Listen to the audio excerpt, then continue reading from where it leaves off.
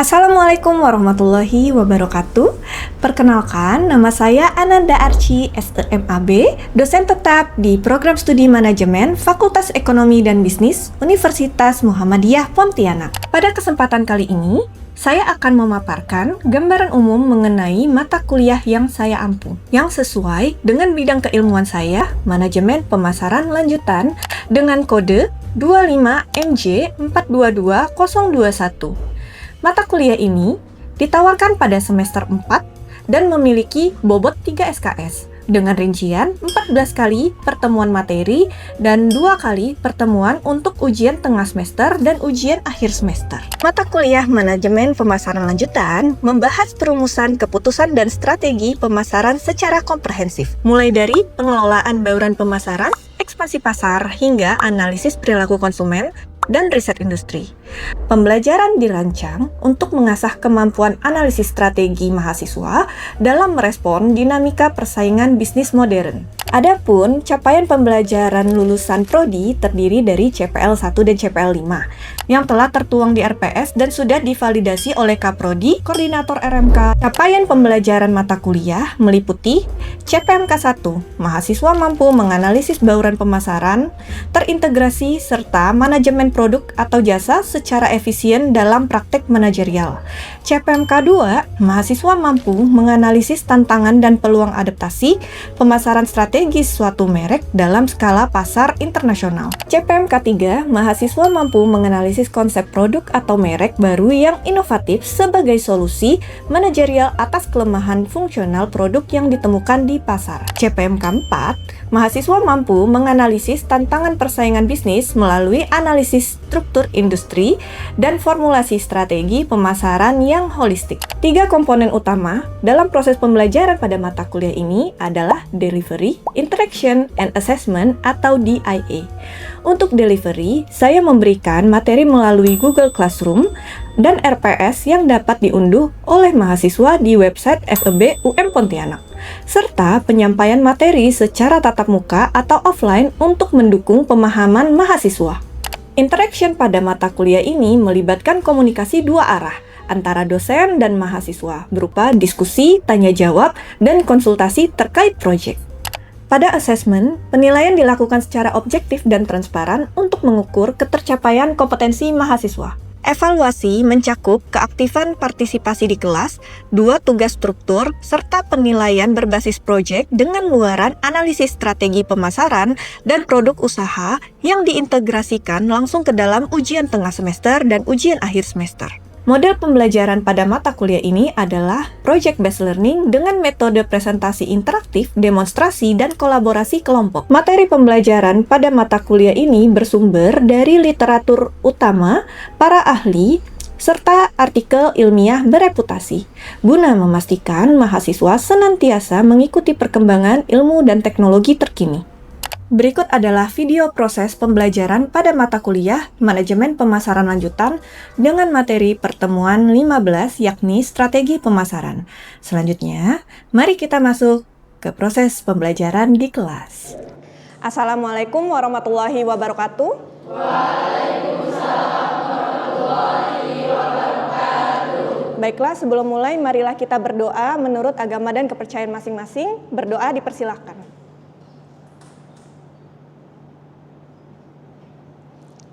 Selesai? Marilah kita memulai kelas dengan melafazkan basmalah. Bismillahirrahmanirrahim. Nah, materi kita pada hari ini adalah strategi pemasaran, yang dimana kemampuan akhir yang diharapkan mahasiswa mampu menganalisis strategi pemasaran melalui pemahaman definisi, ragam jenis strategi pemasaran, serta kekuatan-kekuatan industri yang dihadapi perusahaan. Oke, kita mulai materinya. Yang pertama saya pengen tanya dulu nih, ada yang tahu nggak apa sih yang dimaksud dengan strategi pemasaran? Ya, silakan Aliati. Strategi pemasaran itu merupakan rencana atau plan yang dilakukan perusahaan untuk menarik pelanggan untuk menjual produknya. Oke, bagus. Terus kenapa itu penting bagi perusahaan? Itu penting untuk membantu meningkatkan penjualan di pasaran untuk perusahaan tersebut. Oke, bagus. Nah, sekarang kita akan bandingkan dengan definisinya. Oke, strategi pemasaran adalah pendekatan pokok yang akan digunakan oleh unit bisnis dalam mencapai sasaran yang telah ditetapkan lebih dulu. Di dalamnya tercantum keputusan-keputusan pokok mengenai target pasar, penempatan produk di pasar, bauran pemasaran, dan tingkat biaya pemasaran yang diperlukan. Nah, pernyataan tentang dampak yang diharapkan akan dicapai dalam hal permintaan pada target pasar tertentu. Oke, kita masuk ke modelnya. Nah, sebenarnya beberapa materinya sudah kita pelajari sebelumnya. Kita mulai dari yang paling sini. Oke, start dari analisis lingkungan pemasaran. Terdapat dua lingkungan, yaitu lingkungan mikro dan makro. Lingkungan mikro itu adalah lingkungan yang paling dekat sama perusahaan yang bisa berpengaruh langsung, seperti kayak supplier, distributor, pelanggan, pesaing, yang kira-kira kalau kita melakukan sesuatu atau mereka melakukan sesuatu akan langsung terkena dampaknya. Perbedaan dengan lingkungan makro, itu biasanya ruang lingkupnya yang lebih besar, kayak teknologi, sosial, terus ekonomi. Nah, itu memang akan mempengaruhi kita, tapi biasanya sifatnya tidak langsung. Karena biasanya memang kita tidak bisa banyak mengatur atau misalnya membuat itu semua gitu. Selanjutnya, setelah lingkungan mikro dan makro sudah kita analisis, baru kita ngejar ke STP atau biasanya segmenting, targeting, dan positioning. Segmenting itu adalah gambaran besar yang kira-kira siapa yang akan kita tuju, baik secara demografi, geografi, dan lain sebagainya. Yang dimana kita sebenarnya materi ini juga udah dipelajari kemarin, dilanjutkan dengan targeting. Setelah segmentingnya udah mantep, udah oke, kira-kira siapa aja sih yang akan kita kejar, yang mungkin akan beli barang kita. Nah, kita lanjutkan ke targeting, yang mungkin akan menjadi konsumen kita itu, diantara kemungkinan itu kita kejar. Diantara kemungkinan itu siapa sih yang benar-benar bisa jadi target kita? Siapa yang mau kita kejar, siapa yang mau kita jadikan target strategi pemasaran kita gitu. Nah, untuk pendekatannya, setelah kita udah ngeset targeting, misalnya mau ngejar Gen Z atau yang mahasiswa, pelajar, tergantung profiling yang dibuat sama kalian, akan dilanjutkan dengan positioning. Nah, positioning ini tidak kalah penting karena inilah yang untuk menentukan posisi sebenarnya kalian di pasar seperti apa, mau menggunakan pendekatan seperti apa, value yang ingin disampaikan itu seperti apa, karena tiga ini harus selaras gitu. Kemudian kita lanjutkan ke panah yang di sini. Ini sebenarnya 7P, di mana isinya produk, harga, distribusi atau place, kemudian promosi atau komunikasi orang, proses, dan fasilitas fisik. Nah, setelah kita udah bikin pendekatannya, rencananya seperti apa, baru kita jabarkan ke dalam 7P ini. Produknya seperti apa, harganya mau bagaimana, karena harga itu sangat ditentukan sama target dan positioning kita mau pendekatannya seperti apa. Lalu ada distribusi, mau jualnya kemana, melalui apa saja, promosinya seperti apa, orang-orang yang mau dilibatkan itu siapa aja, kemudian prosesnya, dan paling terakhir fasilitas fisik. Kemudian kita lanjut ke bawah, memenuhi kebutuhan dan atau keinginan. Jadi sebenarnya inilah dasar pentingnya pemasaran. Jadi pemasaran bukan hanya ceritanya jualan, tetapi kita tuh bisa memenuhi kebutuhan atau bahkan keinginan dari konsumen. Nah, ini akan berpengaruh ke kepuasan konsumen jika barang kita memang memenuhi kebutuhan dan keinginan. Biasanya kalau konsumen yang puas, dia akan cenderung loyal. Oke, dan ini panahnya balik lagi ke atas. Karena apa? Karena kalau misalnya kita bikin barang, belum tentu 100% kebutuhan atau keinginan konsumen itu terpenuhi kan. Nah, pasti ada sisa-sisanya, yaitu yang tidak terpenuhi. Nah, bagi yang tidak terpenuhi, bisa aja menjadi tidak puas. Apalagi mau jadi loyal, akan tentu susah. Nah, itu bisa aja kita melakukan analisis kembali dari awal, supaya memperkuat strategi kita, pendekatan ke konsumen itu seperti apa. Terus kalau misalnya memenuhi nih kebutuhan atau keinginan, lalu puas, lalu loyal, kenapa panahnya balik lagi ke atas? Biasanya tren itu shifting, trennya itu berubah. Mungkin saat ini kita lagi musim jajan apa, matcha misalnya ya, apa-apa serba matcha, bajunya juga sampai ijo-ijo matcha alpukat, iya kan? Nah, nanti kita nggak tahu nih, tren beberapa bulan lagi mungkin aja berubah, sehingga kalau kita tidak update, bisa aja produk kita nggak akan relevan sama pasar. Makanya dia muter lagi kembali ke atas. Jadi sebenarnya core marketing konsep juga kurang lebih sama, cuman poin-poinnya berbeda. Oke, kita lanjut. Nah, berikutnya kita bahas tentang SWOT. SWOT juga sebelumnya ada kita bahas, cuman perbedaannya habis ini kita penerapan strategi, tapi dasarnya SWOT dulu. Sambil saya mengingatkan kembali, SWOT ini ada strength, weakness, opportunities, dan threats. Nah, untuk strength dan weakness itu adalah internal dari perusahaan, itu cara analisnya. Dan opportunities dan threats itu adalah dari luar. Kita lanjut. Kalau ini adalah lingkungan eksternal, internal dia akan menghasilkan sustainable competitive advantage, lalu menjadi strategi pada tingkat bisnis. Kemudian kita udah mulai masuk dikit-dikit tentang TOWS, cuman ini dari bentuk teorinya, dia biasanya akan mengalihkan antara internal dan eksternal. Makanya strength dengan weakness dia sejajar karena sama-sama internal.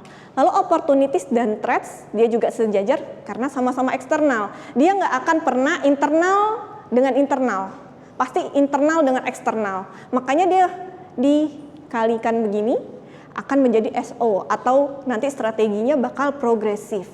Kemudian ada weakness opportunities, dia akan lebih mikir gimana cara kita ngubah strateginya.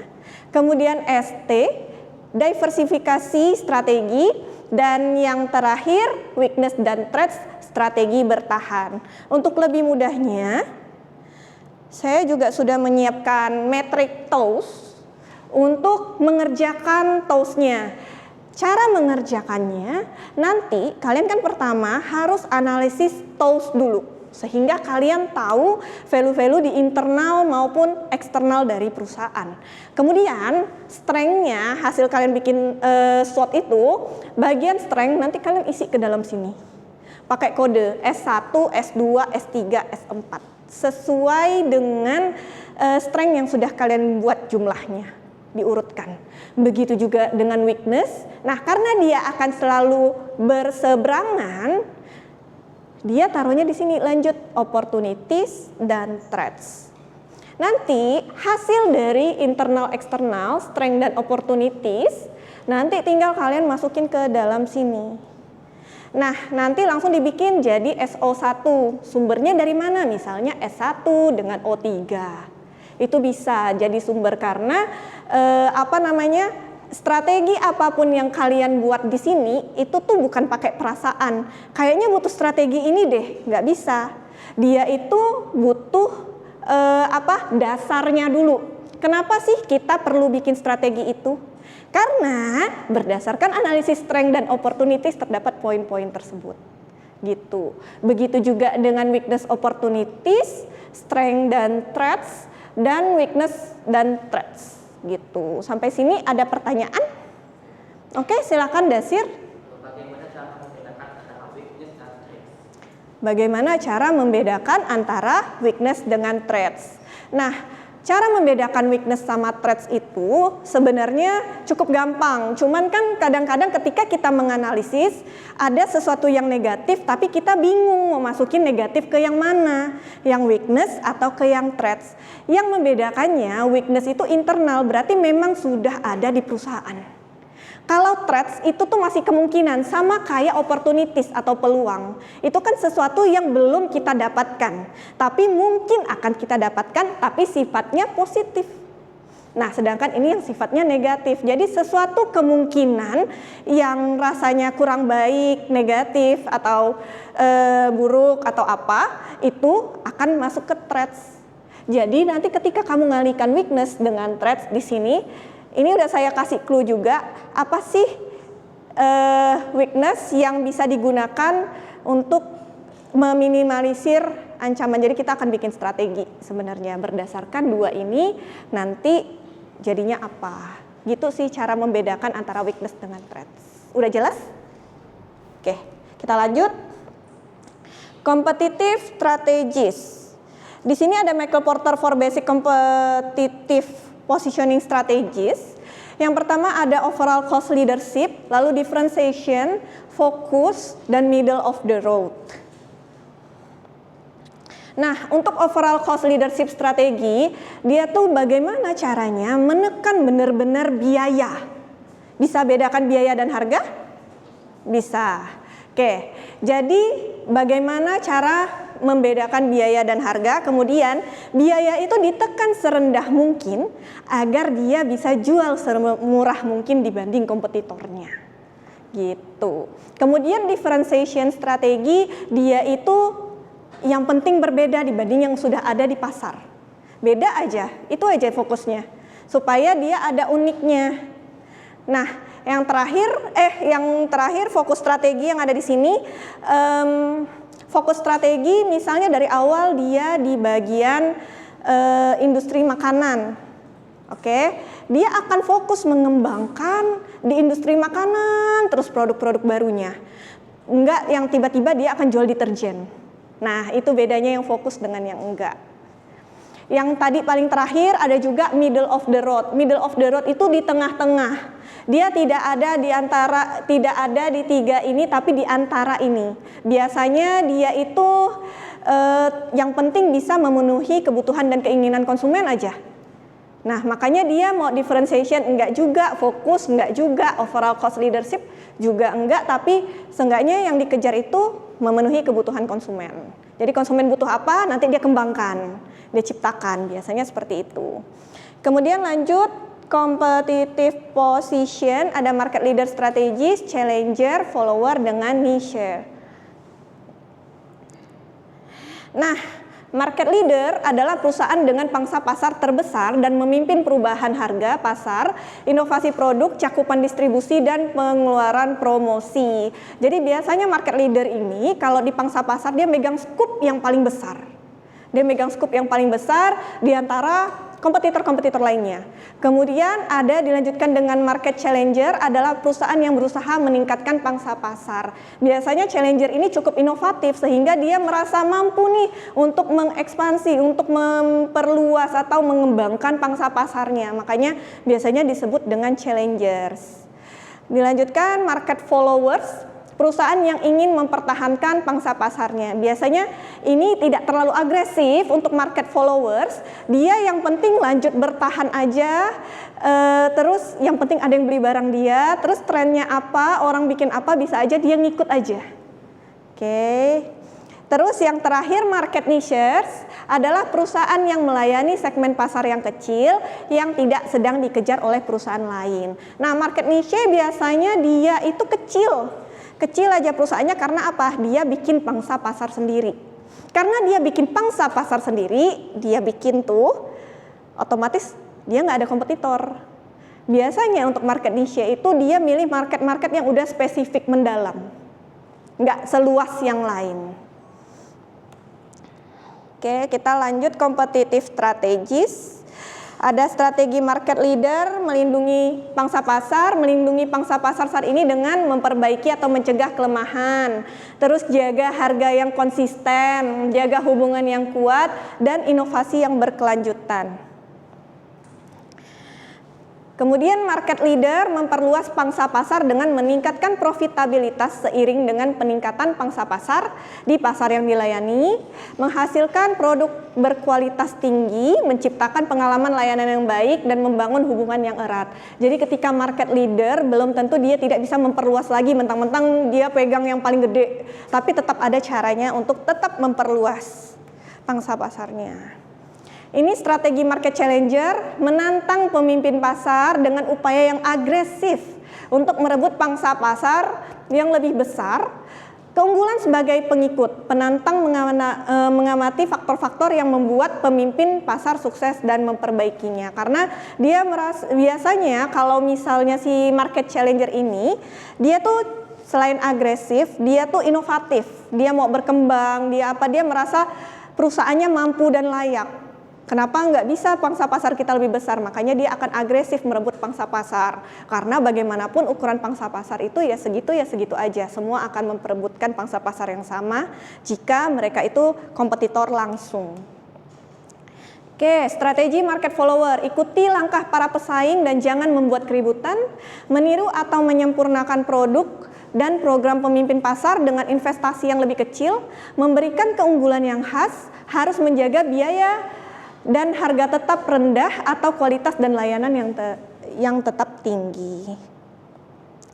Oke, kemudian kompetitif strategis yang terakhir, strategi market niche pasar yang ideal cukup besar menghasilkan keuntungan, memiliki potensi pertumbuhan yang tinggi karena dia bikin pasar baru dan belum banyak diminati oleh pesaing. Kunci dalam menentukan niche pasar adalah spesialisasi di pasar, pelanggan, produk, dan bauran pemasaran. Kekuatan-kekuatan yang dihadapi perusahaan. Nah, sebenarnya ini ada namanya Michael Porter Five Forces Model, di mana model ini dia itu menganalisis berdasarkan kekuatan pendatang baru, kekuatan daya tawar pemasok, kekuatan daya tawar pembeli, kekuatan daya produk pengganti, dan kekuatan pesaing. Nah, kira-kira dari kata-kata ini ada yang bingung nggak? Oke, silahkan Yuni. Bedanya produk pengganti sama pesaing itu apa? Bedanya produk pengganti dengan pesaing. Oke, kalau pesaing itu biasanya kompetitor langsung yang menjual jenis produk sama kayak kita, cuman berbeda perusahaannya. Itu yang menjadikan dia pesaing. Yang ditargetkan sama, pangsa pasarnya sama persis, produknya sama. Dia akan menjadi kompetitor utama. Nah, produk pengganti atau biasanya kita sebut substitusi, dia sebenarnya juga kompetitor, tapi kompetitor tidak langsung.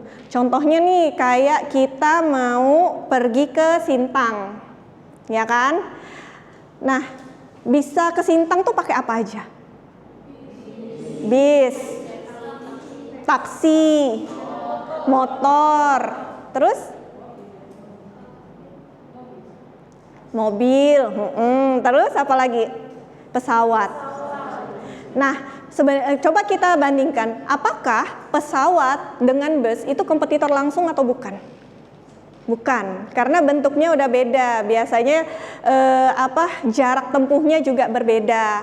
Akan tetapi jika pesawatnya itu tidak punya jadwal setiap hari misalnya, atau jadwalnya tidak sesuai, ada alternatif lainnya yang juga dapat memenuhi kebutuhan kita. Nah, itu bisa jadi substitusi, pengganti.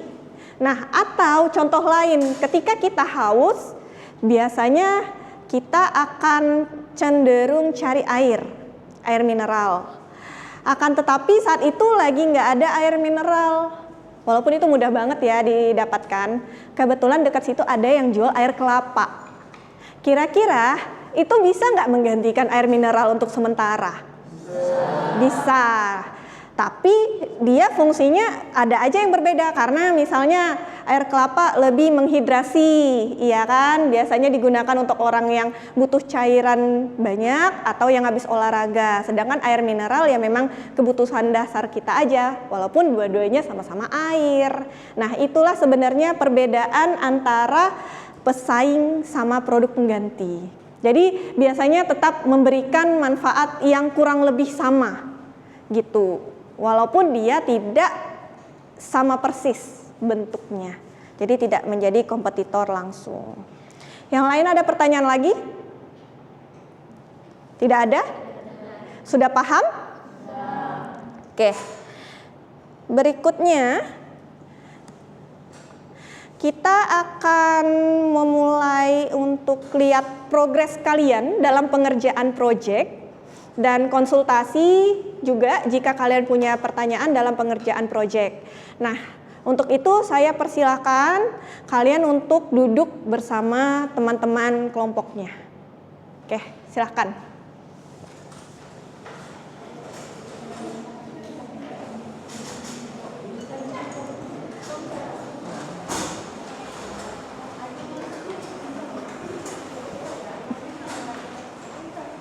Baiklah, untuk berdasarkan materi hari ini, yang perlu dimasukin untuk di project kalian, yang pertama adalah analisis Porter 5 forces, kemudian analisis SWOT, kemudian kalian bikin strategi tools berdasarkan usaha yang sudah kalian bikin di masing-masing kelompok.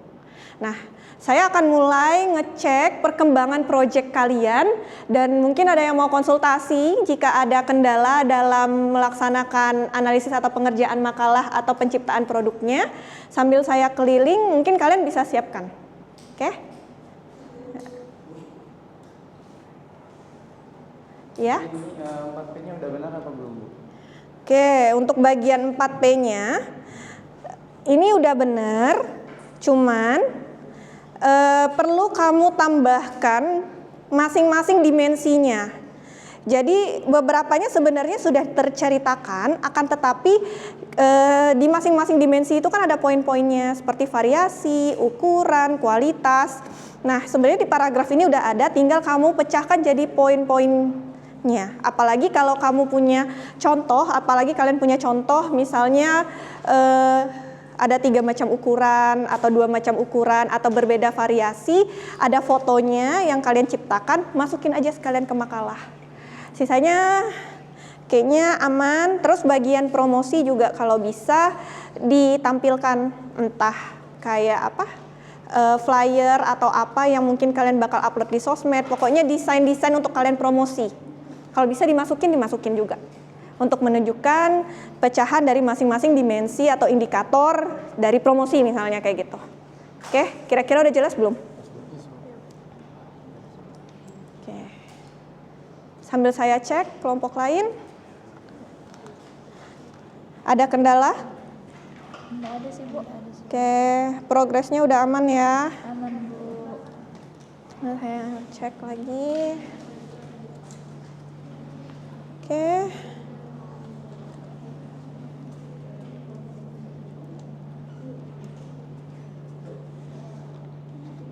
Ini udah oke. Paling nanti kalau bisa ditambahin foto, kira-kira desain promosi kalian seperti apa ditambahin. Oke. Untuk place rencananya kalian jual di mana aja? Di Pontianak aja.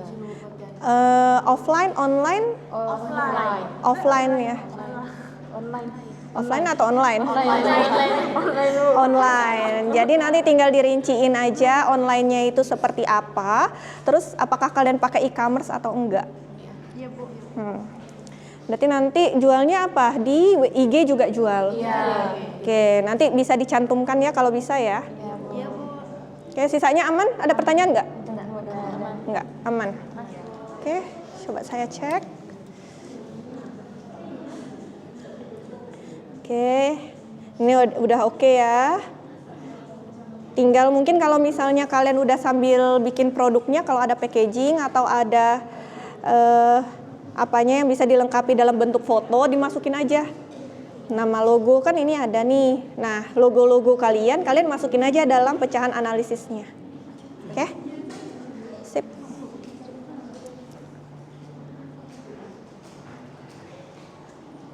Kira-kira gimana? Ada pertanyaan nggak mengenai project? Atau udah jelas? Atau terkait materi hari ini udah jelas semua yang perlu dimasukin ke project? Oke, baik. Kalau gitu saya tutup kelasnya. Marilah kita menutup perkuliahan hari ini dengan melafazkan hamdalah.